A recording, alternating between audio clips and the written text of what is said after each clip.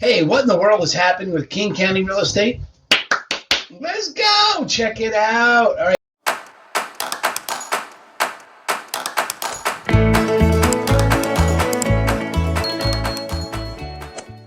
This is May 2023. This is the June update, but this information goes for May.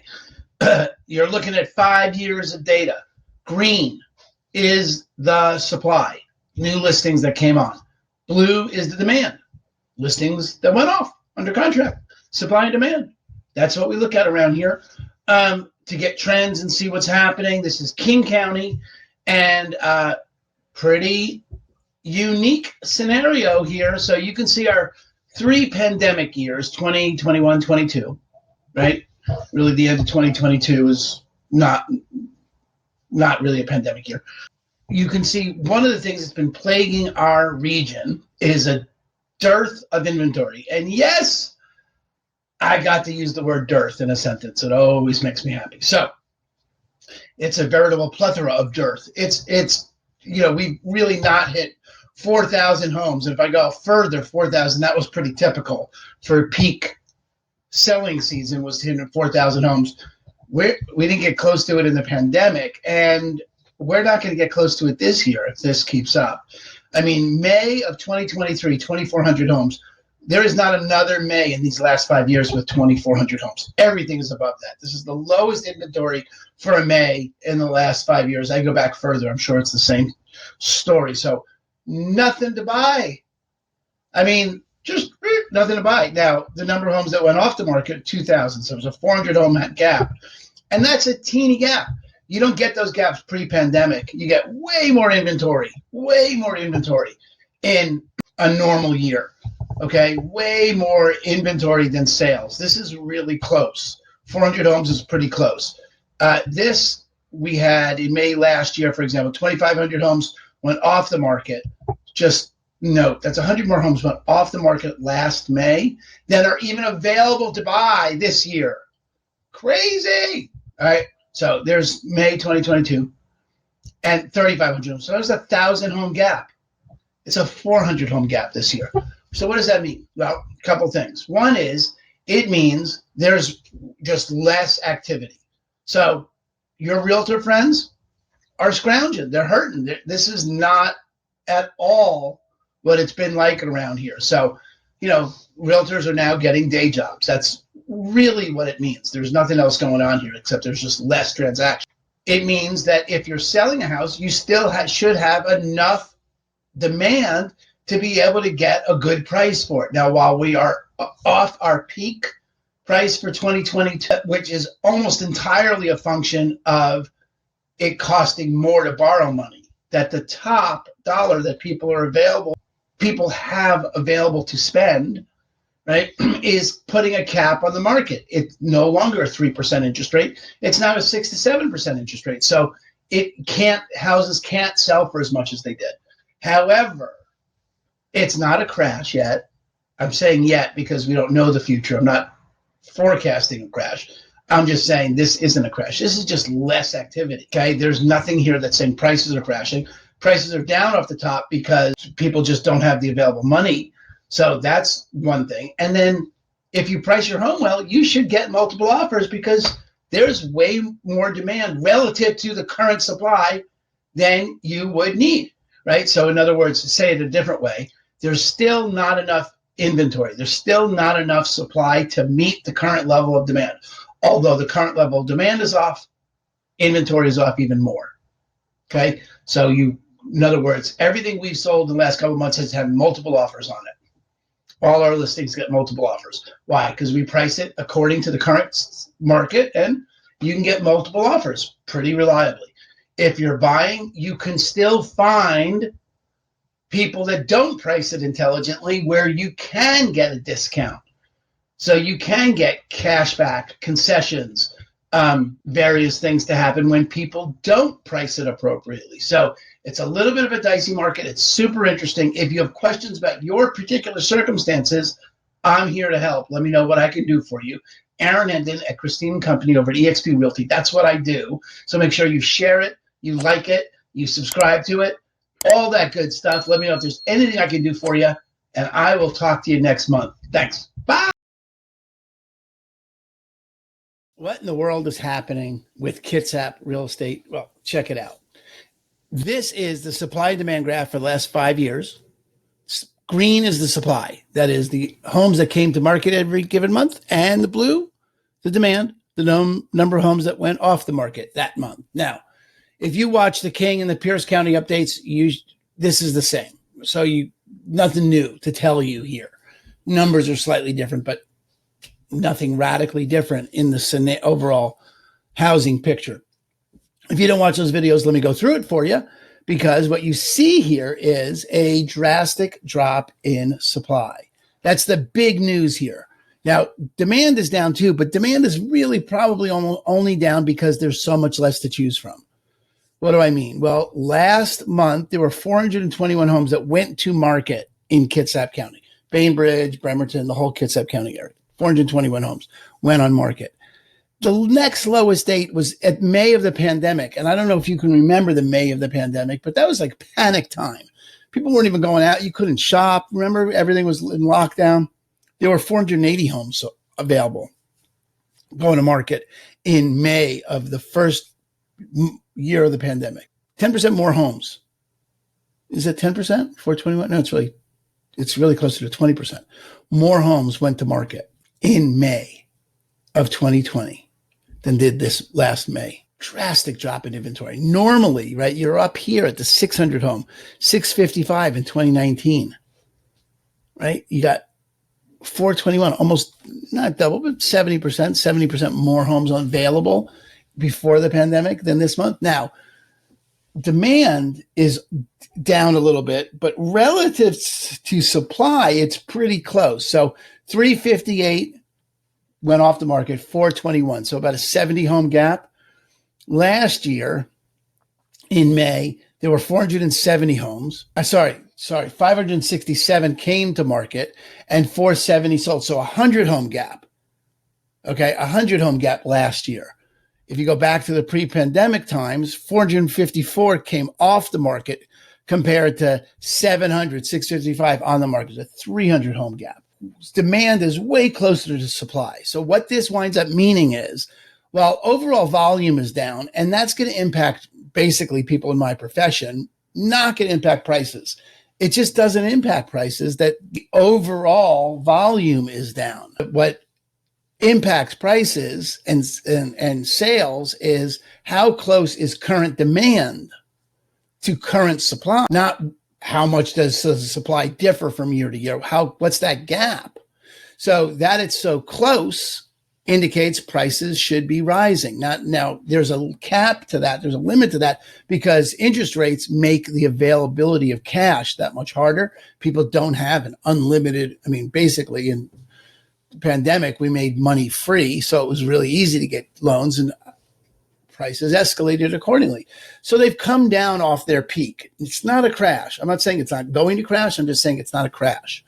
Now, I don't want to say yet because I don't know that it is going to crash. Right now, what you can see is a cap in how high people, are willing to go for their home. They're, 35, 40% of available income is a pretty solid ceiling, right? People have a hard time getting past that ceiling. So what you've got here is supply is really close to the demand, meaning if you listed your home today and you priced it consistent with the current market conditions, the current interest rate, which would be slightly less than you could have gotten a couple of years ago, but still pretty good, but way better than you could get 5 years ago, you should get multiple offers.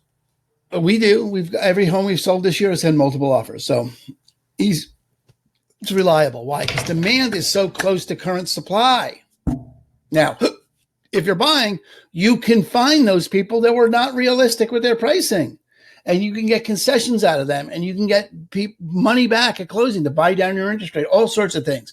Why? Because sellers tend to, as a group, overvalue their home. It's a cognitive bias we have, valuing what we own more than people that don't own it value it. That's just the way we're wired. So it's important to know that you still can get deals out there as a buyer.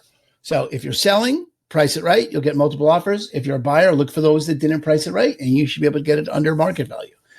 If you have questions about your situation, about what you're dealing with, that's what I'm here for, because everything's unique. This is an overview, but everyone's situation is unique. So let me know if there's anything I can do to help you. Aaron Hendon with Christine and Company, that's me, over at eXp Realty.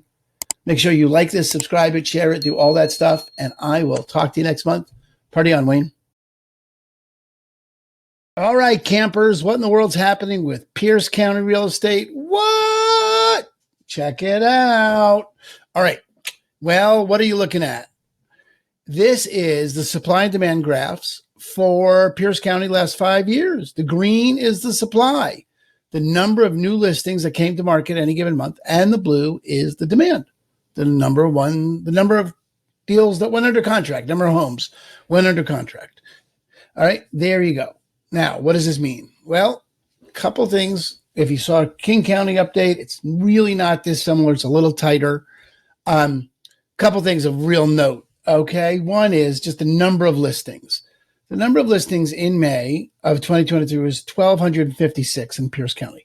1,256. Remember that number, because we don't get that low in the last 5 years. There's no May where it's that low. Even in our pandemic month, the first month of the pandemic, really, the first big month of the pandemic, it was 1,395. So there were 100 more homes listed right when the pandemic began than there were this month. That's nuts. All right, every other month, it's way over that. Now, pre-pandemic, we used to get to 2,000, 2,200 listings, right? That's June. 2019 is 22,000 more houses. Over double. Double? No, not quite double. Not quite double this year. Double the number of houses. Wacky. Same thing in 2018. Same number. Right? Now, we don't even get that. So last year, 1,800 houses. This year, 1,200. Difference, right? What is that? 30%? Something like that? Big drop. Now, buyers are also down, but buyers are really down mostly because there's no inventory for them to choose from. Prices have dropped a little because interest rates have made free-flowing cash more expensive. So, when buyers go to buy a property, they are not, they can't afford what they used to. And sellers, notably, are not moving because they locked in a 2.5% interest rate. And now for them to move, they got to move it 8%, 7%, not a great bargain. So it's putting a lid on inventory. Now, why we don't see a crash, why this does not represent a crash, is because it doesn't matter to the consumer that there's less houses moving on and off the market. That's going to impact my profession. Realtors are leaving the industry because there's less deals. They all got fat on all these easy deals the last few years. Now that you actually have to work for a living, less people are interested. So realtors are going to leave the market. But for you as the consumer, what you want to know is sellers, if you price it appropriately, slightly under market value, and don't expect to get 2021 prices, you can get multiple offers on yours. All the houses we've sold this year have multiple offers. Easy peasy, lemon squeezy, okay? You can get that. Now, you're not going to get 7 offers that escalate 50% over asking. You're going to get 5 offers that are all within a tight range of maybe 10% over asking.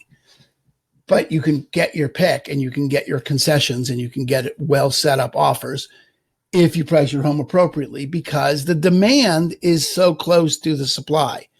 The demand is down, but it's tighter against the supply than it normally is. In other words, the delta between the supply and demand is smaller than it has been in the recent past. Okay. That means you're going to get multiple offers if you price it right. It also means if you are a buyer, you can take advantage of sellers that don't price their homes right the first time. The buyers that we've been representing have gotten concessions, meaning the sellers have paid their closing costs or done massive repairs to get their home sold. Why? Because they were expecting one pricing, and it's really 2023. You're not going to get the same price. So we're down a little bit off the top. What's drastic is the number of transactions are lower. Prices are not drastically lower. So don't believe the hype. Don't believe the headlines. Everyone has a different situation. Everyone's unique. So if you need guidance in your particular situation, That's what I do for a living. That's what I'm here for, is to help people in that. So let me know what I can do for you. Okay. I'm Aaron Hendon with Christine and Company over at eXp Realty. Let me know how I can help you. Make sure you share this, like it, subscribe, all that good juju. Let me know what else I can do for you. Talk to you next month. Party on, Wayne. What in the world is happening with Vashon Real Estate? Whoa, whoa, whoa, whoa. As Attorney Wu might say, whoa, whoa. Let's check it out.